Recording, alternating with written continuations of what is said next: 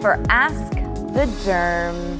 Board-certified dermatologist Dr. Billy Groff from Cosmetic Laser Dermatology is here with us to answer all of your skin questions. It's summertime and people just always want to be glowing, but let's go ahead and take a look at this first question. So this one says, I recently got bit by my boyfriend's dog. What's the best way to treat my scar? This is Jordan from Cardiff, and that does not sound like fun. No, you got to be really careful with dogs. I mean, I think, judging by this picture, what a lot of people do when they first meet a dog is they tend to bend over and put their face in the dog's face, and dogs don't like that, particularly if they don't know you, obviously. So, but in this case, she's got a nice, well, not nice, but a worrisome little bite there, and so obviously it needs to be stitched up. But once it's stitched up and the stitches are removed, usually after about 5 to 7 days, if you really want to minimize that scar, we can use a couple different lasers and virtually eliminate the appearance of the scar if we start on it early. A common misperception is that with a wound like that, you should wait a year or so until you do any interventions such as lasers. But really, studies have shown that the earlier we start treating these scars, you get a much better outcome. So we want to laser those as quickly as possible. And you know, there's so many things that you can buy at the drugstore. Are those just, they don't really work? Are they just there to kind of say, well, you could use this, but they're not really going to work? That's a great question, actually. Some of the things do help, like the silicone gel sheeting, that definitely works. And there's some other over-the-counter products, but there's certainly plenty out there that don't work. So the best thing is to ask your dermatologist, and they can kind of guide you in the right direction as far as topicals. Okay, we've got another question, another dog question. This is interesting. I don't know if you can help with this, actually. I noticed my dog has a growth on her belly. I know you're not veterinarians, but could you help? This is Sally from La Jolla.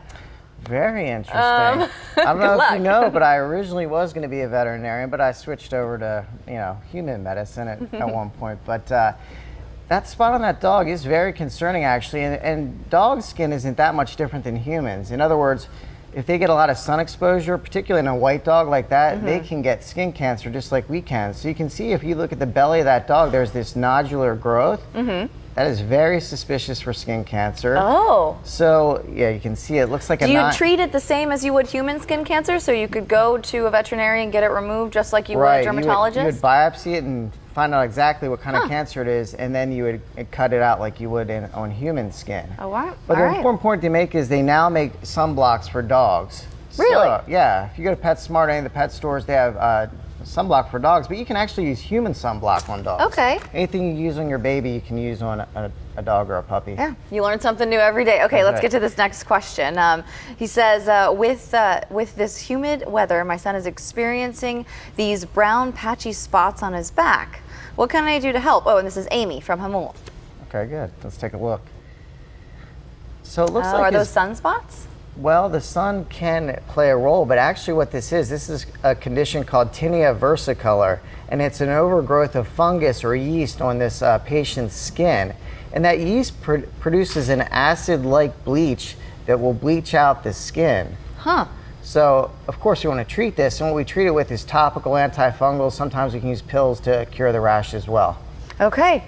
That sounds like, something that seems simple, but when you look at it, it probably is pretty scary, especially for a mom. Yeah, for sure. Okay, let's look at this next question before we go. She's asking you, the red parts of my lips are wrinkly. Is there anything I can do to smooth them out? Tina from Hillcrest. Let's take a look.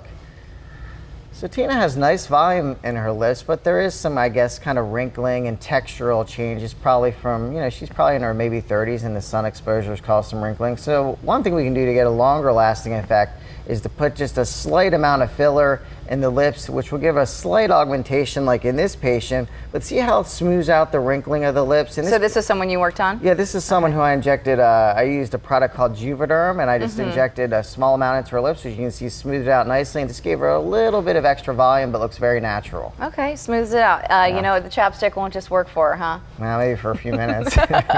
we only could hope so, right? Okay, to get in touch with Dr. Groff, thank you so much for all of your advice. Sure. All the info is right there on your screen, and we have it linked to fox5sandiego.com. All you have to do is click on that Scene on tab. Shelly, back to you.